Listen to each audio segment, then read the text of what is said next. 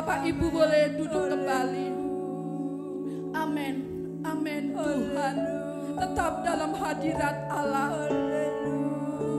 Engkau baik Tuhan. Kau baik, kau baik.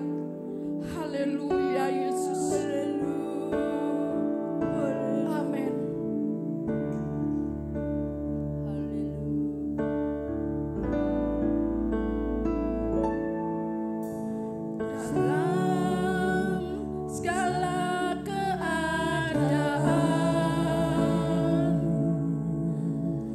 Waktu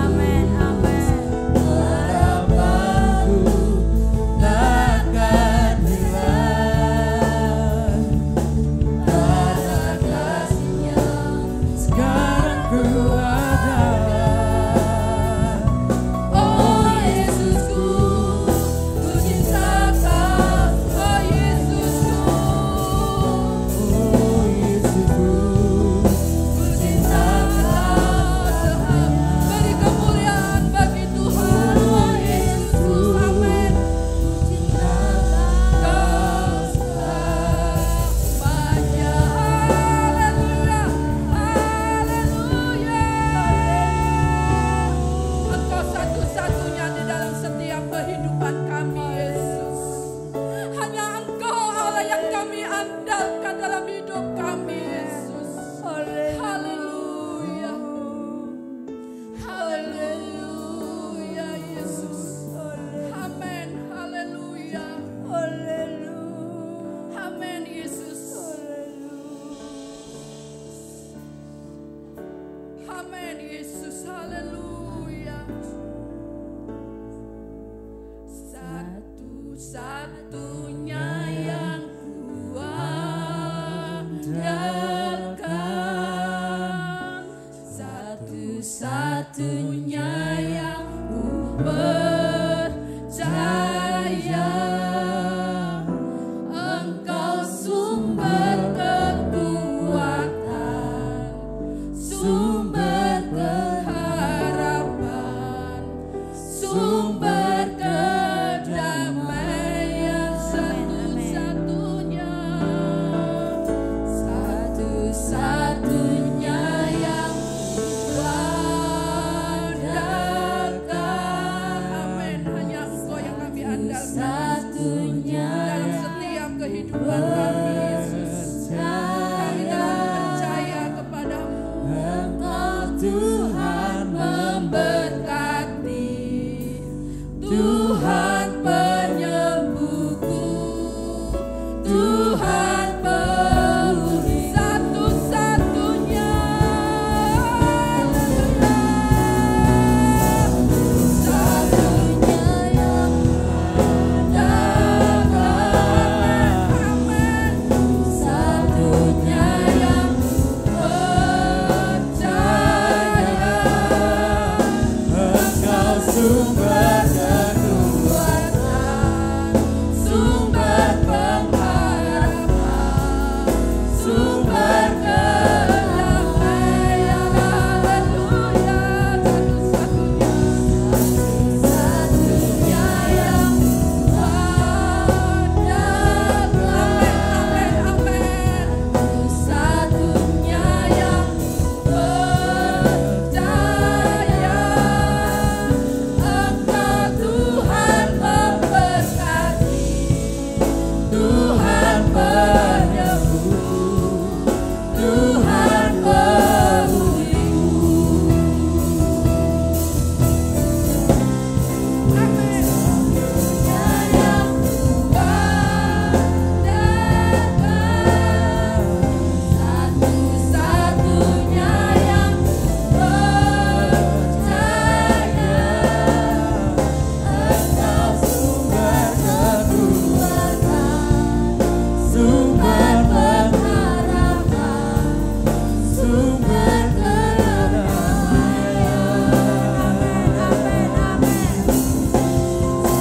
Satunya yang kuandalkan, satu-satunya yang ku percaya, Engkau Tuhan memberkati, Tuhan penyembuhku, Tuhan pemulihku. Engkau Tuhan memberkati, Engkau Tuhan memberkati, Tuhan penyembuhku, Tuhan pemulihku. Mari berikan sorak-sorai bagi Tuhan. Haleluya. Haleluya. Haleluya. Haleluya. Haleluya. Pujian ini menjadi kerinduan hati kami, bahwa dalam sepanjang perjalanan hidup kami mau terus menaruh pengharapan kami hanya di dalam Engkau Tuhan.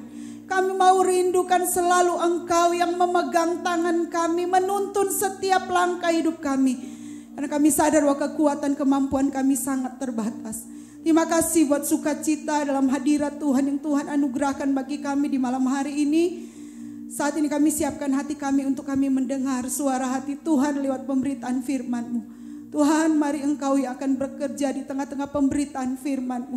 Biarlah apa yang menjadi isi hati Tuhan bisa diperdengarkan bagi kami lewat pemberitaan firman-Mu. Pakai hamba-Mu yang lemah, hamba-Mu yang tidak bisa berbicara dengan baik. Tuhan tolong berikan hikmat, beri keberanian, kemampuan dapat berkata-kata seturut dengan kehendak Tuhan. Sehingga malam hari kami semua menerima kuasa berkat firman Tuhan dalam hidup kami. Terima kasih Tuhan sudah berdoa mengucap syukur. Terima firman-Mu dalam nama Tuhan Yesus Kristus. Haleluya. Amin.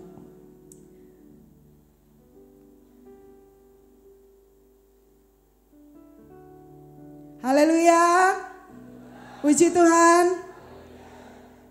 Saya ucapkan selamat malam. Salam sejahtera dalam kasih Tuhan kita Yesus Kristus. Dan malam hari ini bersyukur buat anugerah Tuhan yang luar biasa buat hidup saya secara pribadi. Dan saya percaya itu pun dirasakan dan dinikmati oleh Bapak Ibu Saudara sekalian. Tuhan yang telah menolong kita, yang telah menyertai kita sehingga kita ada di malam hari ini. Dan kita merasakan sukacita yang besar ketika kita ada dalam hadirat Tuhan. Kita menaikkan pujian, syukur kita kepada Tuhan. Hadirat Tuhan nyata, memberikan damai sejahtera, sukacita dan pemulihan dalam hidup kita. Puji Tuhan Bapak Ibu Saudara yang dikasih oleh Tuhan. Ya, kalau minggu yang lalu atau Jumat yang lalu, kita sudah sama-sama belajar bahwa untuk menjadi pribadi yang kokoh, ya, pribadi yang bertahan di dalam iman kepada Tuhan, ya, kita harus selalu melibatkan Tuhan di dalam semua keputusan, pilihan yang kita ambil dalam hidup kita.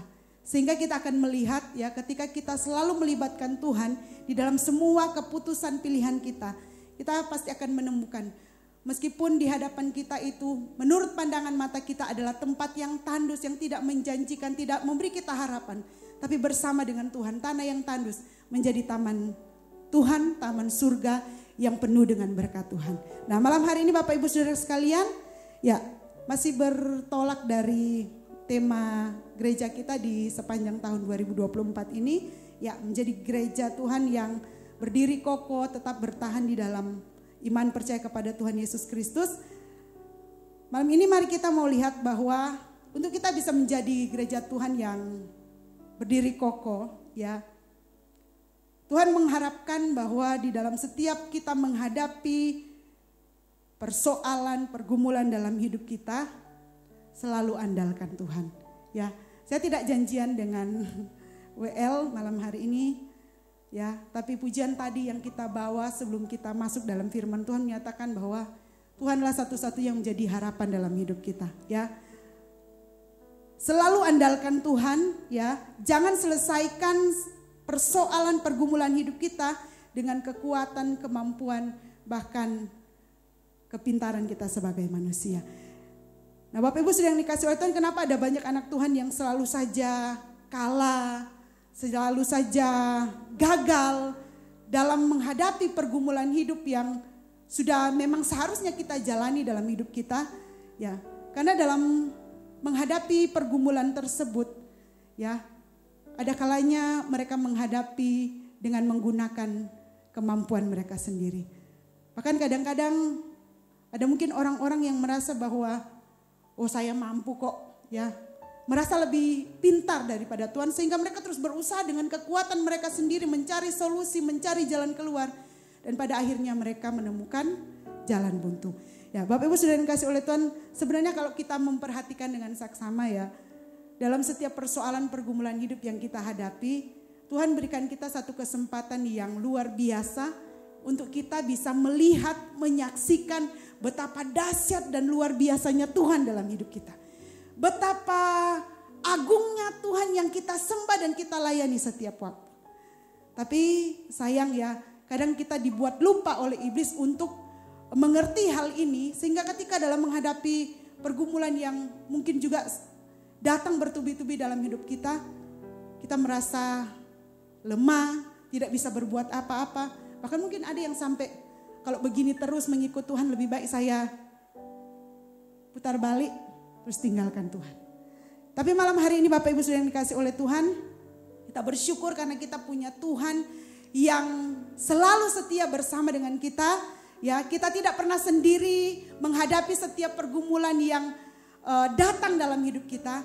Dia Allah Immanuel, selalu ada memberi kekuatan, memberi pengharapan, memberi jalan keluar dalam hidup kita. Ya, kita akan belajar malam hari ini dari sebuah kisah yang sangat familiar bagi kita ya, dari sekolah minggu, remaja, sampai Bapak Ibu ya, kita sudah di usia yang mungkin sudah lanjut.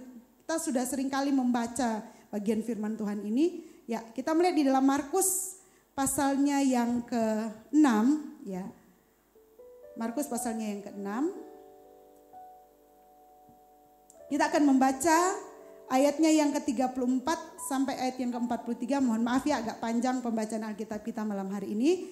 Saya akan membacakan di Alkitab yang saya bawa dan Bapak Ibu bisa menyaksikan di layar LED atau mungkin di Alkitab yang Bapak Ibu bawa. Ya. Lembaga Alkitab Indonesia memberikan judul perikop ini, Yesus memberi makan 5.000 orang. Saya akan baca mulai dari ayat yang ke-34. Ketika Yesus mendarat, ia melihat sejumlah besar orang banyak, maka tergeraklah hatinya oleh belas kasihan kepada mereka, karena mereka seperti domba yang tidak mempunyai gembala. Lalu mulailah ia mengajarkan banyak hal kepada mereka. Pada waktu hari sudah mulai malam, datanglah murid-muridnya kepadanya dan berkata, tempat ini sunyi dan hari sudah mulai malam. Suruhlah mereka pergi supaya mereka dapat membeli makanan di desa-desa dan di kampung-kampung di sekitar ini. Tetapi jawabnya, kamu harus memberi mereka makan. Kata mereka kepadanya, jadi haruskah kami membeli roti seharga 200 dinar untuk memberi mereka makan? Tetapi ia berkata kepada mereka, berapa banyak roti yang ada padamu? Coba periksa. Sesudah memeriksa, mereka berkata 5 roti dan 2 ikan. Lalu ia menyuruh orang-orang itu supaya semua duduk. Lalu ia menyuruh orang-orang itu supaya semua duduk berkelompok-kelompok di atas rumput hijau. Maka duduklah mereka berkelompok-kelompok, ada yang 100, ada yang 50 orang. Dan setelah ia mengambil 5 roti dan 2 ikan itu, ia menengadah ke langit dan mengucap berkat. Lalu memecah-mecahkan roti itu dan memberikannya kepada murid-muridnya supaya dibagi-bagikan kepada orang-orang itu.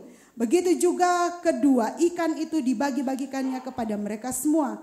Kepada semua mereka.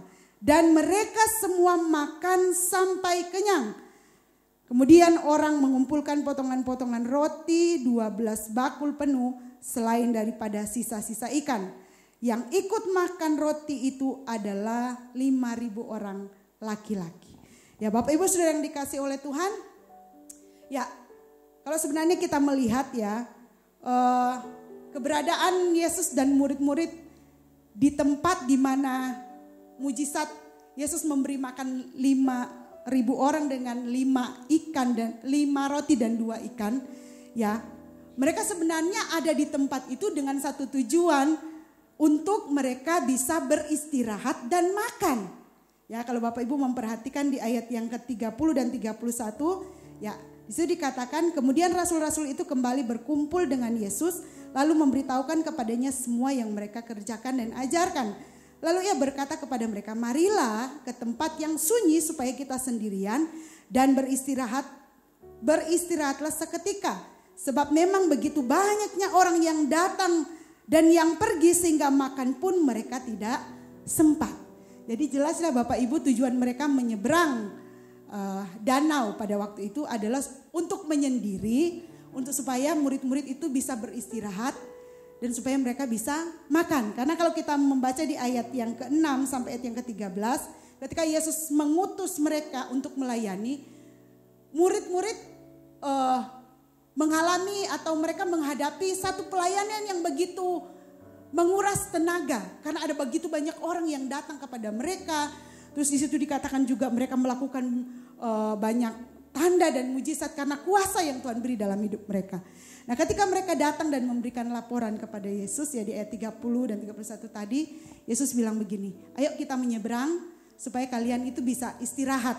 Ya, supaya juga mereka bisa makan karena ternyata karena begitu sibuknya pelayanan ya, banyak hal yang mereka kerjakan, makan saja mereka tidak sempat. Tapi Bapak Ibu yang dikasih oleh Tuhan, ya mungkin bagi murid-murid ya keadaan ini mereka menerima sebagai bentuk bentuk perhatian, ya perhatian Tuhan kepada mereka karena mereka sudah bersusah payah dalam mereka melayani Tuhan. Tapi Bapak Ibu yang dikasih oleh Tuhan, tidak pernah terpikirkan oleh murid-murid, ya, ketika mereka tiba di seberang danau, ternyata mereka bukannya beristirahat, tetapi mereka harus bekerja berkali-kali lipat dari apa yang sudah mereka kerjakan dalam pelayanan yang sebelumnya. Bapak Ibu bisa membaca keseluruhan perikop ini mungkin di rumah ya. Ketika Yesus dan murid-murid sampai ke seberang, orang-orang ternyata sudah mendahului mereka di seberang danau itu. Jadi pada waktu Yesus berangkat bersama murid-muridnya, orang banyak tahu keberangkatan mereka. Ya tetapi mungkin murid-murid tidak memperhatikan, tetapi saya percaya Tuhan tahu semua kejadian ini. Ya, ketika mereka tiba di seberang, ya orang banyak datang. Dan tadi kita sudah baca bahwa orang banyak yang disebutkan di bagian ini, di firman Tuhan ini bukan orang banyak yang biasa ya, satu RT, satu RW. Bapak Ibu dituliskan itu yang makan roti pada waktu itu hanya terhitung laki-laki ada 5.000 banyaknya, belum termasuk wanita dan anak-anak. Jadi orang banyak yang banyak sekali jumlahnya. Ya, Bapak Ibu bisa bayangkan, kita tadi sudah baca bahwa murid-murid ini dalam keadaan yang capek ya, capek dan mereka lapar ya, karena kita lihat bahwa mereka ya meskipun mereka murid Yesus, rasul-rasul yang diberi kuasa oleh Yesus, tapi saya percaya mereka juga pasti merasa lapar, betul ya? Lapar karena mereka masih manusia ya. Mereka masih manusia daging, bukan manusia roh. Nah, Bapak Ibu yang dikasih oleh Tuhan, ya ketika mereka diperhadapkan dengan keadaan ini, ya saya pastikan mereka kaget ya. Karena mereka tidak lihat orang-orang ini ternyata mereka lewat jalan darat dan mendahului Yesus dan murid-muridnya di seberang danau. Nah, Bapak Ibu yang dikasih oleh Tuhan pasti terpikirkan oleh murid-murid. Nah, kalau orang banyak ini datang berbondong-bondong, sudah pasti ya mereka itu harus dilayani. Dan itu memang yang dirasakan oleh Yesus ketika melihat orang banyak ini datang. Yesus melihat sampai ke dalam hati mereka. Mereka bagai domba yang tidak punya gembala. Orang-orang ini perlu dilayani ya. Nah, Bapak Ibu yang dikasih oleh Tuhan tidak berhenti sampai di situ ya. Ketika hari mulai malam ya, tidak dituliskan jam berapa Yesus dan murid-murid berangkat dari seberang danau, tetapi dituliskan tadi di ayat yang ke-35 ya. Ketika hari sudah mulai malam, tempat yang waktu itu Yesus dan murid ada bersama dengan orang-orang banyak itu, tempat yang sepi yang jauh dari perkotaan ya. Dan karena begitu lamanya mereka mendengarkan Yesus berbicara, ada satu hal yang terlintas dalam pikiran murid-murid ya. Orang-orang ini harus kita suruh pulang ya. Karena susah untuk mencari makanan di tempat ini ya. Mungkin saja mereka sudah kenyang dengan firman Tuhan yang disampaikan oleh Yesus, pelayanan yang diberikan Yesus kepada mereka. Tetapi sebagai manusia pasti juga mereka akan merasa lapar. Tetapi masalahnya Bapak Ibu yang dikasih oleh Tuhan, tempat di mana mereka ada itu adalah tempat yang sepi.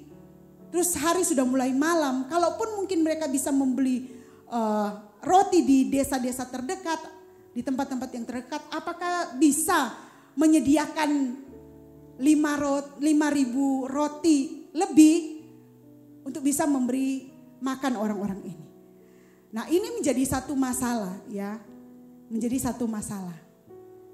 Bapak Ibu sudah yang dikasih oleh Tuhan bisa bayangkan keadaan murid-murid pada waktu itu. Ya kalau bahasa keren sekarang bilang begini, hidup lagi capek-capeknya, datang lagi pergumulan ya. Dan kalau kita mencermati begini, masalah ini datang bukan karena kita ya. Tapi kalau kita melihat orang-orang ini yang istilahnya mereka dengan sukarela mengikuti Yesus. Nah mungkin sebagian murid-murid merasa begini, kenapa kami yang harus bertanggung jawab memberi mereka makan? Tetapi ketika mereka mulai melihat keadaan ya, saya boleh katakan untuk memberi makan 5.000 orang bagi murid-muridnya adalah satu masalah, dan masalah ini bukan masalah yang sepele. Kalau mungkin cuma kasih makan anak-anak 5, 10 bisa ya roti itu dibagi-bagi, dibagi 2 terus kasih makan anak yang 10. Tapi ini 5.000 laki-laki ya. Apalagi mungkin tapi waktu itu orang Yahudi ya. Kalau 5.000 laki-laki orang Manado tidak ada sisa ya. Di sini ada 12 bakul ya dan masih tersisa. Tapi kalau orang Manado rata ya. Maaf Om Mesli. Ya, enggak, bukan cuman bercanda saja Bapak Ibu. Nah, ini ada satu masalah yang besar bagi murid-murid. Kenapa saya katakan bagi murid-murid? Kalau bagi Yesus itu kecil. Ya, Bapak Ibu bisa memperhatikan karena kisah Yesus memberi makan 5.000 orang ini bukan saja tercatat di Injil Markus, tapi di seluruh Injil ya, kitab Injil mulai Matius, Markus, Lukas, Yohanes ada kisah ini. Ketika Bapak Ibu melihat di Injil Yohanes, Yesus melontarkan pertanyaan kepada Filipus. Bukan karena Yesus tidak tahu harus berbuat apa, Yesus tahu, tapi hanya untuk menguji Filipus. Jadi masalah ini hanya untuk istilahnya murid-murid yang ada pada waktu itu. Yesus ingin melihat bagaimana mereka bisa mencari, memecahkan masalah ini. Nah Bapak Ibu yang dikasih oleh Tuhan, kalau kita memperhatikan di ayat yang ke-35 dan 36 tadi, murid-murid sedikit lagi mereka mundur. Sedikit lagi mereka menyerah. Karena ternyata mereka mengalami jalan buntu. Ya, mengalami jalan buntu. Kalau Bapak Ibu memperhatikan kata-kata yang disampaikan oleh murid-murid Yesus, ternyata sebelum mereka datang kepada Tuhan, kepada Yesus menyampaikan apa yang mereka hadapi, mereka itu sudah survei, lihat, ini tempat luas, sepi, jauh dari desa. Terus ini orang begitu banyak ya, mereka mengamati situasi dan keadaan, melihat sekeliling.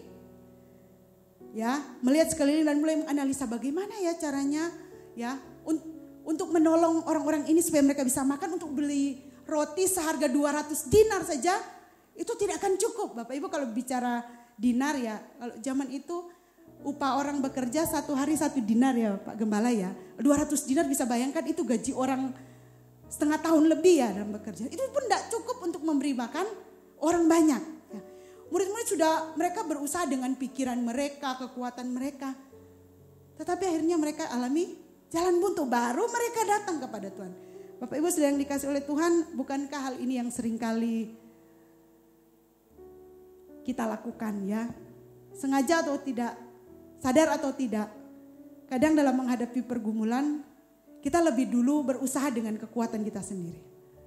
Ya, bagaimana ya caranya, pikir, putar otak. Bagaimana ya ini utang ini supaya bisa terselesaikan. Atau mungkin masalah-masalah yang lainnya dalam rumah tangga. Mungkin anak-anak muda juga dalam pergaulan, di sekolah dan segala macam. Bagaimana ya caranya supaya nilai ini naik ya.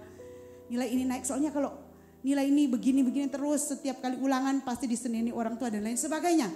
Mulai berpikir bagaimana caranya, apa mau menyontek atau mau tambah les dan lain sebagainya. Lupa bahwa di situ ada Yesus.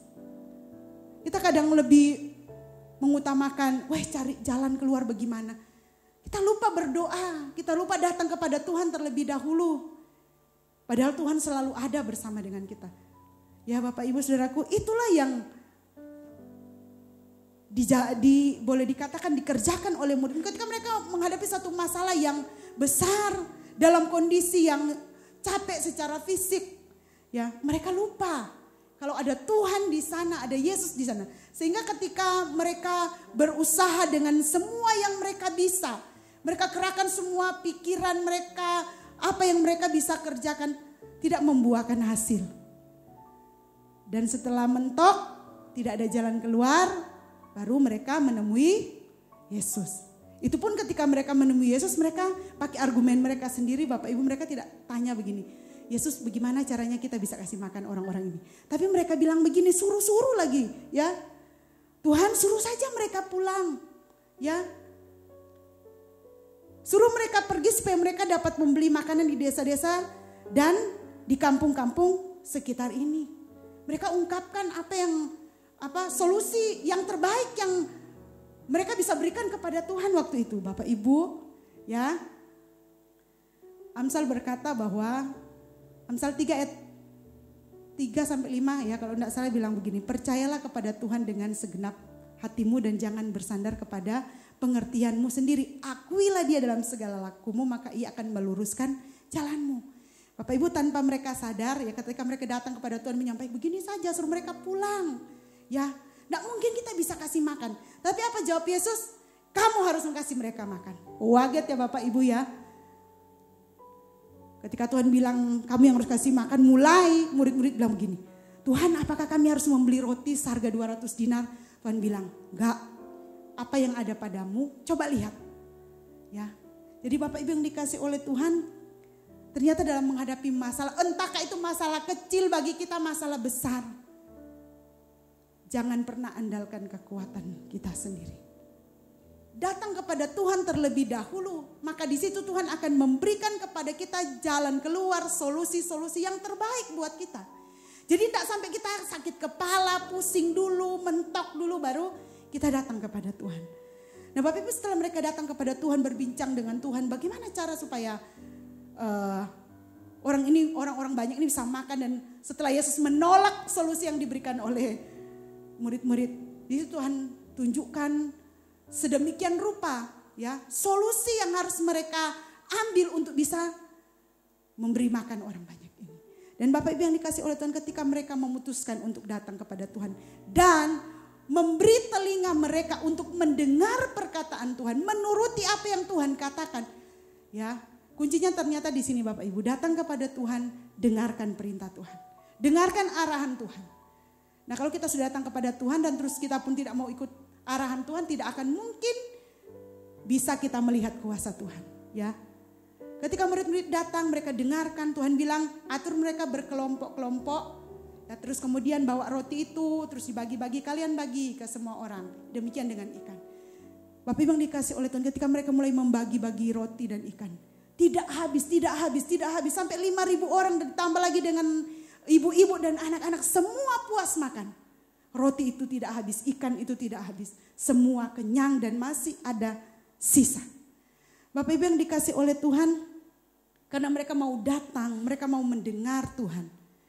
Mereka diberikan Tuhan satu kesempatan yang luar biasa untuk lihat, ini loh, yang kamu layani ini bukan seorang guru biasa, seorang rabi biasa, ini Tuhan.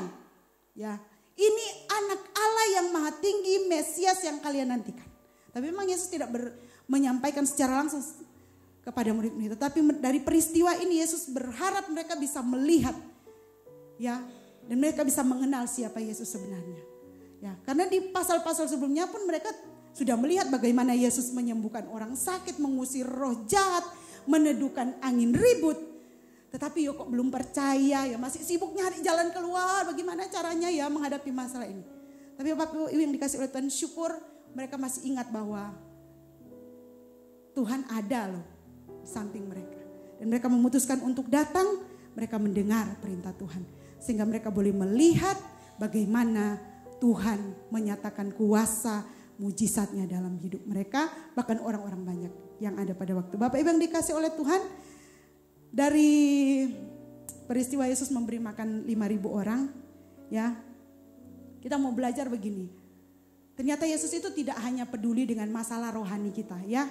Yesus begitu sangat mengasihi kita sehingga masalah keselamatan itu menjadi hal yang paling utama, bagaimana supaya orang yang percaya kepadanya itu benar-benar bisa menerima keselamatan yang seutuhnya. Ya, tidak kehilangan keselamatan, tapi keselamatan itu tetap dipegang sampai orang percaya itu bisa tiba di sorga. Tapi ternyata Bapak Ibu yang dikasih oleh Tuhan, masalah jasmani, masalah perut, Tuhan juga peduli loh Bapak Ibu. Sampai boleh saya katakan, mau bilang kecil juga enggak ya, karena masalah perut itu juga lumayan ya Bapak Ibu. Kita lihat ada banyak orang yang hari-hari orang percaya, yang karena masalah perut akhirnya tinggalkan Tuhan. Dia gadaikan imannya hanya untuk jabatan, hanya untuk kekasih, pasangan hidup. Ingat-ingat pemuda remaja ya, sekali Yesus tetap Yesus ya. Luar biasa kasih Tuhan yang Tuhan nyatakan buat orang-orang yang mau datang kepada Dia, mendengarkan apa yang menjadi kehendak Tuhan dan melakukannya. Nah Bapak Ibu yang dikasih oleh Tuhan, dan satu hal yang luar biasa, Yesus mengajar mereka juga pada waktu itu begini. Ketika engkau menghadapi masalah, ya jangan terlalu memfokuskan diri melihat keadaan. Ya, karena itu tidak akan mendatangkan damai sejahtera, tidak akan mendatangkan sukacita. Tapi malah justru akan membuat kita semakin lemah, semakin merasa aduh tidak mampu aku menghadapi ini. Terlalu berat, terlalu besar, tidak mampu aku tanggung. Tetapi Bapak Ibu yang dikasih oleh Tuhan, di ayat yang ke-41 bilang ini. Dan setelah ia mengambil 5 roti dan 2 ikan itu, ia menengadah ke langit dan mengucap berkat. Jadi ketika kita menghadapi masalah, entahkah itu masalah kecil, masalah besar, arahkan pandanganmu kepada Tuhan. Arahkan pandanganmu kepada sumber segala berkat. Pemilik sorga, yaitu Yesus. Ya. Maka apapun persoalan, apapun bentuk situasi, kondisi yang kita alami, kita pasti akan menerima pertolongan Tuhan tepat pada waktunya. Ya, memang siapa sih manusia yang ketika menghadapi masalah tidak melihat keadaan di sekitar, pastilah. Tapi malam hari ini kita diajar oleh kebenaran firman Tuhan. Ketika kita hadapi masalah, lihat kepada Tuhan. Pandang kepada Tuhan. Dia tidak akan pernah mengecewakan kita. Tapi selalu memberi pengharapan, selalu memberi kekuatan bagi kita dalam kita menghadapi setiap pergumulan hidup kita. Ya, pemazmur juga di Mazmur 121 ayat 1 dan 2 berkata begini. Aku melayangkan mataku ke gunung-gunung, dari manakah datangnya pertolonganku? Pertolonganku datangnya dari Tuhan yang menjadikan semesta. Jadi Bapak Ibu yang dikasih oleh Tuhan, kesimpulan firman Tuhan malam hari ini, ya kita harus menyadari bahwa kita semua ini terbatas. Ya, tanpa Tuhan kita tidak bisa berbuat apa-apa. Jadi jangan batasi kuasa Tuhan, jangan batasi kasih Tuhan dalam hidup kita dengan cara pikir kita, ya, dengan hati kita yang selalu ingin berusaha dengan kekuatan kita sendiri. Tetapi Bapak Ibu yang dikasih oleh Tuhan, selalu andalkan Dia di dalam hidup kita. Tetap datang kepada Tuhan, dengarkan perintah Tuhan dan lakukan dengan setia. Maka kita akan terus melihat bagaimana perbuatan-perbuatan ajaib Tuhan dinyatakan di dalam setiap perjalanan hidup kita. Amin firman Tuhan di malam hari ini. Dan pelayanan selanjutnya saya kembalikan kepada Bapak Gembala.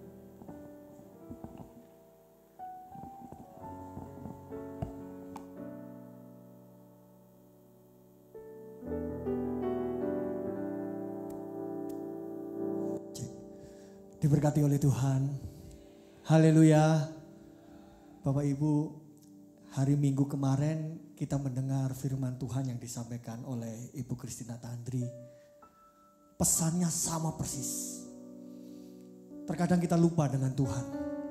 Terkadang fokus kita sudah beralih dengan permasalahan-permasalahan yang kita hadapi. Lupa ada Tuhan. Hari ini diulang lagi pesan firman untuk kita. Artinya Tuhan Yesus baik bagi kita, amin. Agar kita sadar Yesus segala-galanya. Bapak Ibu Saudara, masuk di 2024. Sebagai gembala, saya berdoa kepada Tuhan, Tuhan tolong. Ada kemajuan rohani, kemajuan jasmani yang dialami oleh jemaat Tuhan GBDI Theophilus. Saya susun rencana, banyak sekali planning tahun ini. Wah, begini. Sampai saya sampai stres sendiri gitu ya. Ini mau ada ulang tahun. Ini sekarang mau kembangkan tema stand firm ini supaya setiap bulan dibahas, membangun iman. Saya pikir semua. Di satu titik kemarin Minggu, sesi pertama saya nangis Bapak Ibu, duduk di sound. Ditegur oleh firman. Lupa kepada Tuhan. Hanya memikirkan seolah-olah rohani ya Bapak Ibu ya. Bagus kan ya, memikirkan pekerjaan Tuhan, tugas saya sebagai gembala. Tapi saya sadar lewat kebenaran firman Tuhan, ada Tuhan yang saya lupakan, tidak saya libatkan. Sore ini, malam ini, libatkan Tuhan dalam segala hal. Amin. Haleluya. Kita bangkit berdiri. Kaulah segalanya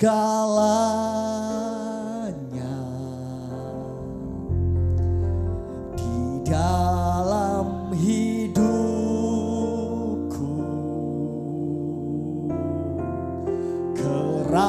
Kerajaanmu, kebenaranmu, itu bagianku. Haleluya, haleluya. Kau layak Tuhan.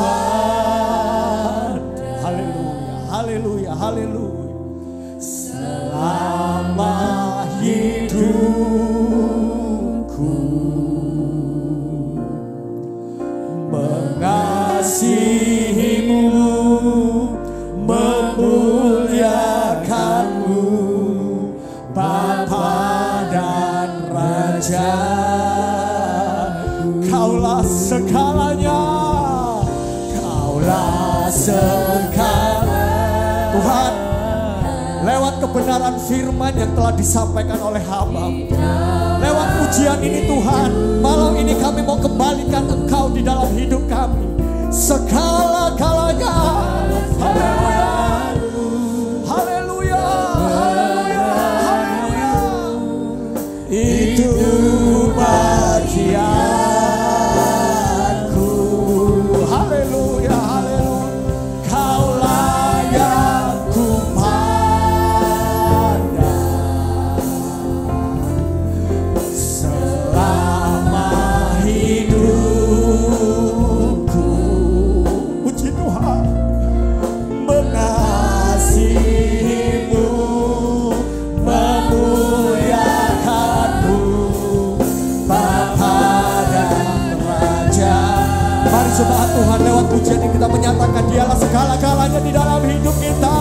Segala. Haleluya, haleluya, haleluya, haleluya.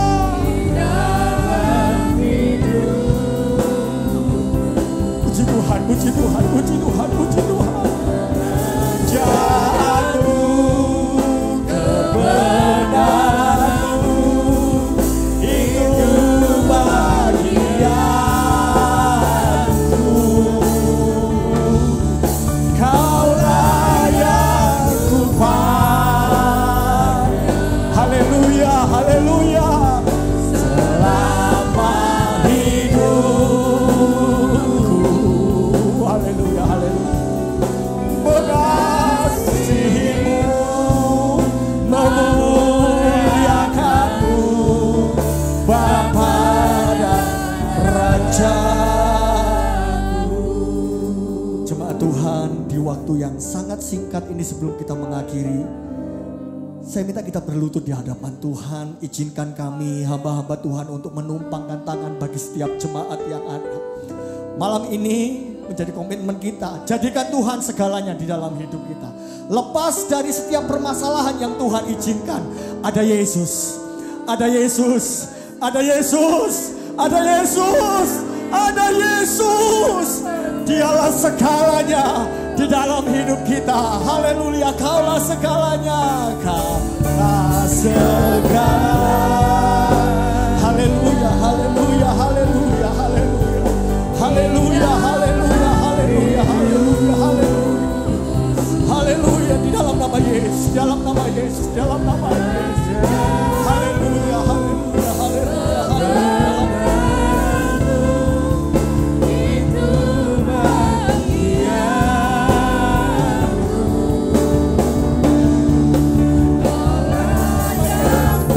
Di dalam nama Yesus.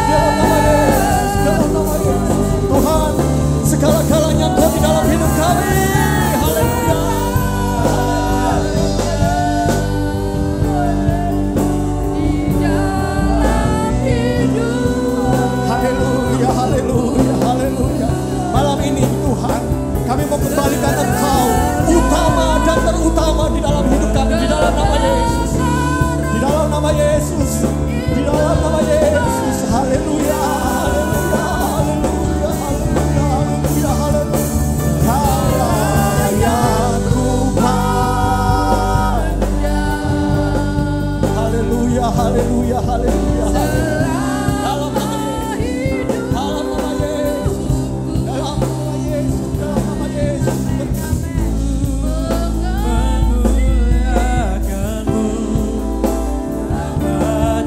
Haleluya, haleluya, haleluya. Sebelum kami meninggalkan tempat ini, bekerja Roh Kudus. Berikan Roh-Mu, curahkan Roh-Mu di dalam nama Yesus, di dalam nama Yesus, di dalam nama Yesus, di dalam nama Yesus, di dalam nama Yesus, di dalam nama Yesus, di dalam nama Yesus, di dalam nama Yesus, di dalam nama Yesus, di dalam nama Yesus, di dalam nama Yesus, di dalam nama Yesus, di dalam nama Yesus, di dalam nama Yesus. Haleluya, haleluya. Kebenaran-Mu akan menjadi bagian milik kami malam ini Tuhan. Di dalam nama Yesus. Pengurapan Tuhan turun ke atas sama. Di dalam nama Yesus. Dalam nama Yesus. Dalam nama Yesus. Haleluya, haleluya, haleluya, haleluya, haleluya.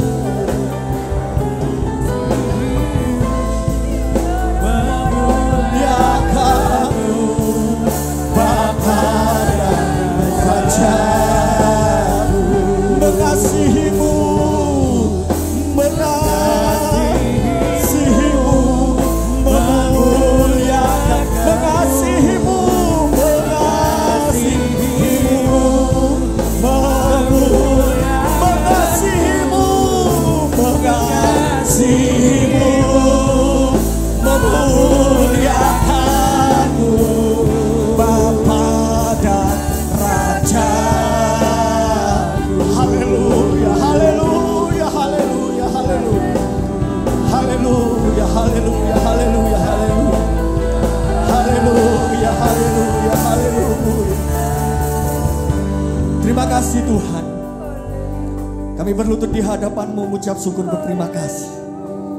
Malam ini kami dipuaskan oleh hadirat-Mu. Dan pekerjaan Tuhan tidak berhenti sampai sekarang, tapi terus menyertai hidup kami. Kalau sebentar kami akan pulang Tuhan, Tuhan sertai umat-umat-Mu, jarak jauh dekat, Tuhan tolong tibakan di rumah masing-masing dalam keadaan selamat. Penuh sukacita Tuhan, kami menikmati malam ini. Dan berkat-Mu tercurah bagi kami. Kiranya berkat dari Allah Bapa, cinta kasih sayang dari Tuhan Yesus, penyertaan oleh kuat kuasa Roh Kudus, menyertai hidup kami hari ini sampai selama-lamanya. Dengan penuh syukur, dengan penuh sukacita, dengan penuh iman, kami terima berkat Tuhan. Akhiri persekutuan malam ini di dalam nama Tuhan Yesus Kristus. Haleluya. Amin.